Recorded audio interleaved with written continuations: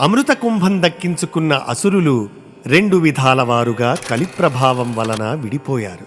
ఒకరు దేవతల సాయంతో కదా మనం దీనిని సాధించింది, వాళ్ళు కూడా దీనిని అనుభవించాలి అన్నారు.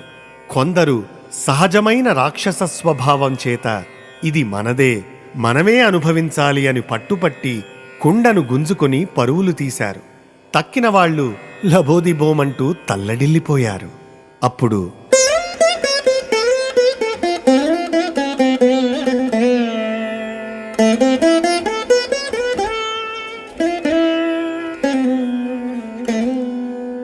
మెత్తని అడుగుల మెరుగారు జానువులు, అరటి కంబముల దోయైన తొడలు,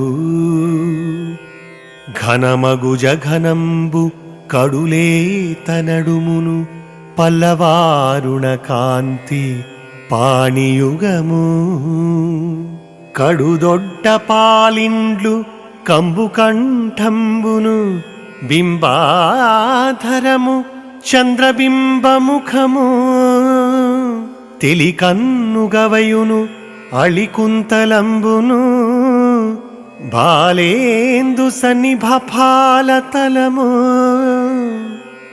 అమరకుండల కేయూరహార కంకణాదులు, ఏ పారమంజీరనాదమొప్ప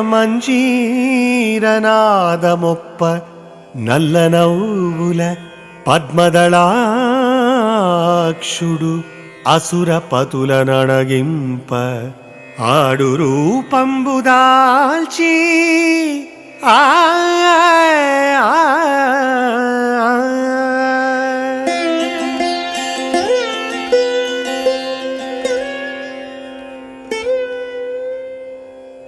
మెత్తని అడుగులలో మెరుగులు దిద్దుకునే జానువులు, అరటికంబాల జంట అయిన తొడలు, పెద్దగా వ్యాపించి ఉన్న పిరుదు భాగము, లేత నడుము, చిగురుల వంటి ఎర్రని కాంతిగల చేతుల జంట, గొప్పవైన పాలిండ్లు, శంఖము వంటి కంఠము, దొండపండు వంటి అధరము, చంద్రబింబము వంటి మోము, తెల్లని కన్నులు, తుమ్మెద వంటి ముంగురులు, బాలచంద్రుని వంటి నెన్నుదురు అమరగా, కుండలాలు, కేయూరాలు, హారాలు, వలయాలు అందగింపగా, అందెలనాదం అలరిస్తూ ఉండగా, పద్మపత్ర నేత్రుడు రక్కసులను అణిచివేయడానికి అంగనారూపం ధరించాడు.